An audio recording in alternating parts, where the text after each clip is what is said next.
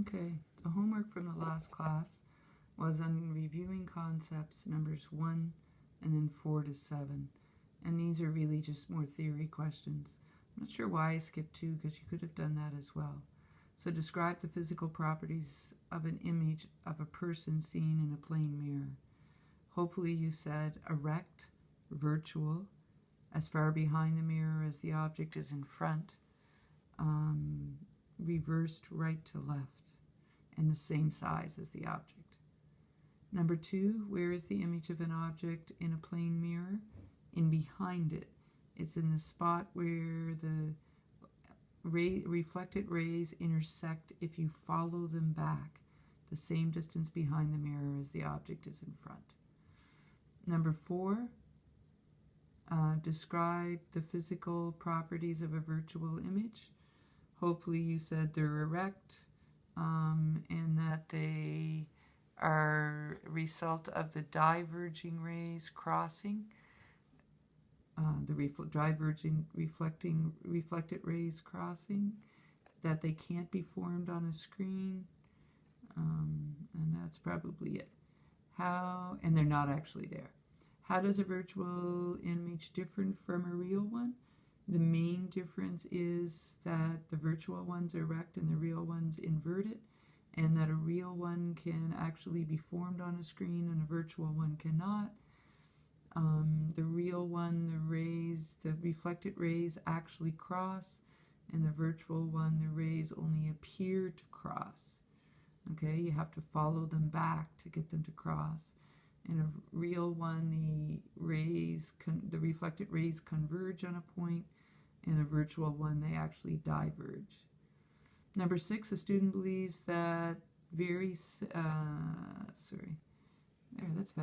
Student believes that a very sensitive photographic film can detect a virtual image. Student puts the photographic film at a location of the image. Does the attempt succeed? No. If he's able to put it on a film, it's not a virtual image.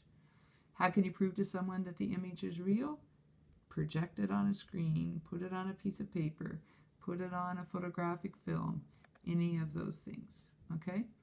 So that's 1 to 7, or 1 and then 4 to 7. And then under the problems, so I could switch to here, it was questions 1 to 3. So find the image of the object. Okay, I'll do that in a minute. I'll move my book first. Number 2, Penny wishes to take a picture of her image in a plane mirror. If the camera is 1.2 meters in front of the mirror, what distance should the camera lens be focused for? It should be focused for 2.4 meters because the image is going to be as far behind the mirror as the object is in front, and so the total distance will be 2.4. And number 3, draw a ray diagram of a plane mirror to show that if you want to see yourself from your feet to the top of your head, the mirror must be at least half your height. All right, move the book. Paper, pen. So, number 1 and number 3, mini pictures. So for number 1, it was a candle with a flame and a mirror. So you need 2 points to locate an image, 2 rays. So a ray that goes in perpendicular to the reflecting surface will come back out perpendicular, and you can follow it back. A ray that goes in at some angle gets reflected off at an equal angle, and you can follow it back. So this is where the tip of the candle would be. And then you would do the same thing for the bottom. Goes in perpendicular, comes out perpendicular, goes in at an angle, comes out at the same angle, follow it back. Whoops. This would be where the base of the candle would be. Okay? Person that's standing in front of a mirror and you want to prove that you only need it to be half your height, well, they can see the top of their head goes in, comes back, and then goes in at some angle, comes back. Whoops, really doing these backwards there. I'll just make the head higher. But it's really the feet you want to see. So you can see your feet at a mirror that's half your height, because this distance will be equal to this distance, because this angle is equal to this angle, right? So law of reflection says that you have to have the angle of incident be equal to the angle of reflection. So the light that comes off your feet hits the halfway point and comes to your eye. And so the mirror really only needs to be half your height. All right, let's go back to the fun things that we were doing. The fun things we were doing were spherical mirrors. And at the end of the video yesterday, I was saying that a concave mirror is a mirror that caves in. It has a center point. If you could imagine this as a circle or a sphere, then C is the center of that sphere. And halfway between the center of the sphere and the mirror itself is a point called F, which we call the focal length. So yesterday our terms were R was the radius of curvature, and it was the distance from the center of curvature to the lens.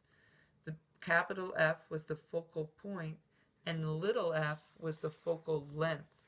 And little f is simply the distance from the F to the mirror. Okay? So today I want to look at, you always need two rays to locate an image. And there are three really easy rays to use when it's a concave mirror. And so I want to show you what those three rays are, and then we're going to use them to locate images on concave mirrors, just to give you a feel for how to do it. Okay? So I think I probably need the back of the sheet. Okay, so three rays.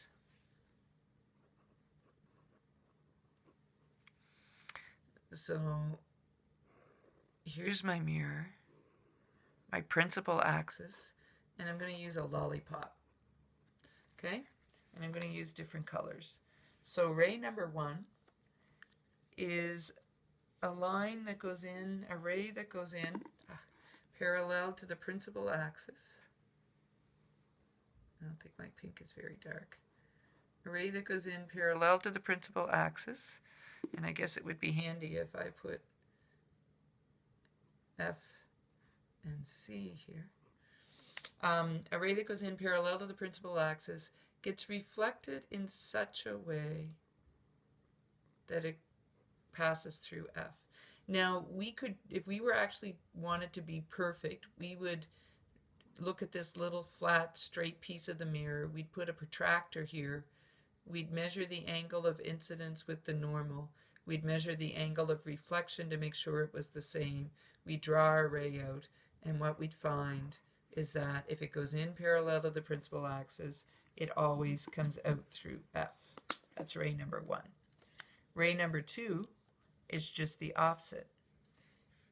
If a ray leaves an object and goes in through F, it's going to get reflected out through the principal axis. I don't know that my orange is any better. Okay, so it goes in through F, and it's going to get reflected out parallel to the principal axis. Ray number 2.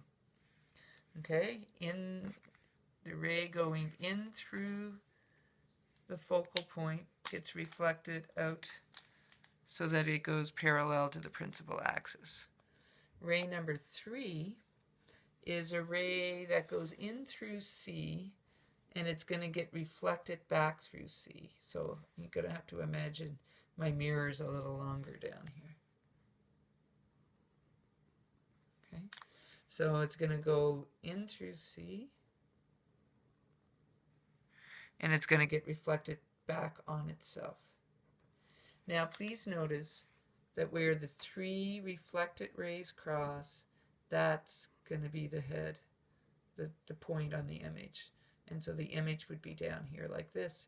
It would be inverted. It means it's a real image. Okay, the video is going to end in a second. And before you turn it back on, I want you to draw, we're going to look at 5 cases for converging, concave mirrors. And so